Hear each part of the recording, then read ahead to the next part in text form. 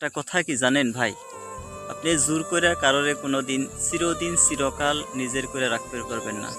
হয়তো আপনি কিছুদিন তারে জোর করে ধরে রাখবার পারবেন, কিন্তু একটা সময় দেখবেন সেই মানুষটা আপনি নাই, বহুত দূরে। যে মানুষটা আপনার কাছে মানে বিদায় চাইছে বা আপনার থেকে দূরে যাবার চাইছে বা আপনার সাথে সম্পর্ক ছিল, বর্তমান সে বলছে যে আমি তোমার সাথে সম্পর্ক রাখছি না, আমি দূরে যাইতে চাই।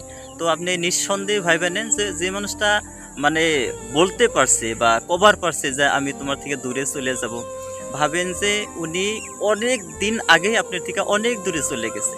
কিন্তু কিবা কারণবশত আপনার সাথে হয়তো মানে চলাফেরা আছিল, ওই জন্য কিছুদিন ওনার শরীরটা কেবল আপনার সাথে ছিল। তো আপনি নিঃসন্দেহে ভাবেন যে যে মানুষটা বলবার পারছে যে আমি তোমার থেকে দূরে চলে যাব, তো ভাবেন যে ওই মানুষটা বহুত দিন আগেই দূরে চলে গেছে। আপনি জোর করে তাকে কিছুদিন ধরে রাখতে পারবেন বা নিজের করেও রাখতে পারবেন, কিন্তু জোর করে যদি কোনোদিন কোনো মানুষ নিজের করে রাখতে চান, ওই মানুষের থেকে আপনি কোনোদিন সুখ শান্তি আশা করাটা ভুল।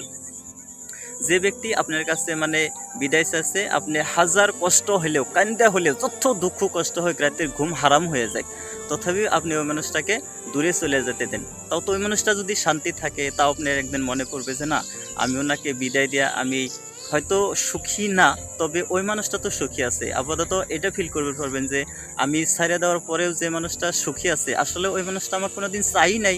যে মানুষটা আপনার ছিল বা আপনার আছে, ওই মানুষটা কোনোদিন আপনাকে বিদায় চাবে না বা আপনার থেকে দূরে যাওয়ার চেষ্টাও করবে না। যে মানুষটা আপনি না, ওই মানুষটাই বলবে যে আমাকে বিদায় দাও বা দূরে চলে যাব।